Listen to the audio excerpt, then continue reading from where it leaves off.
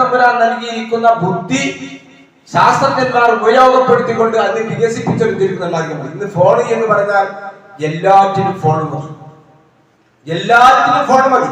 നമുക്കറിയാം, നമ്മുടെയൊക്കെ നാടുകളിൽ പണ്ട് കാലഘട്ടങ്ങളിൽ യാത്ര ചെയ്ത് മഞ്ചേരിയിൽ നിന്നോ മറ്റു സ്ഥലങ്ങളിൽ നിന്നൊക്കെ യാത്ര ചെയ്ത് ചെങ്ങരയോ മറ്റുള്ള സ്ഥലങ്ങളിൽ ഇറങ്ങിപ്പോകുമ്പോ അവർക്ക് രാത്രി പോരുന്ന സമയത്ത് അവർക്ക് വെളിച്ചത്തിന് വേണ്ടി ചൂട്ട് വാങ്ങി പോരുന്ന ഒരു കാലഘട്ടം ഉണ്ടായിരുന്നു. കടകളിലൊക്കെ ചൂട്ട് വെക്കും. ഇന്നത്തെ കുട്ടികൾക്ക് ചൂട്ട് പറഞ്ഞാൽ തന്നെ എന്താ അറിയില്ല. ആ ചൂട്ട് പിന്നീട് മാറി, ചൂട്ട് മാറിയിട്ട് പിന്നെ ഓടക്കുറ്റിയായി മാറി. മണ്ണെണ്ണ വാർന്ന് അതിൽ ഒരു തുണിക്കഷ്ണോ അല്ലെങ്കിൽ ചെകിരിത്തുപ്പ വെച്ചുകൊണ്ട് അതിൽ മണ്ണെണ്ണ വാർന്നു പോകും.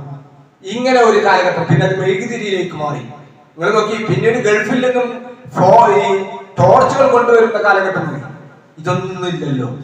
ഇതിനൊക്കെ പകരമായി ഇന്ന് നമ്മൾ ഉപയോഗിക്കുന്ന ഫോൺ മതി.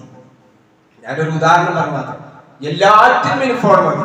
ഇന്ന് പണം അടക്കാൻ, പണം നമുക്ക് നൽകാൻ, എല്ലാറ്റിനും ഇന്ന് ഫോണിന്റെ ഒരു കാലഘട്ടത്തിലൂടെയാണ് നമ്മൾ ജീവിച്ചുകൊണ്ടിരിക്കുന്നത്.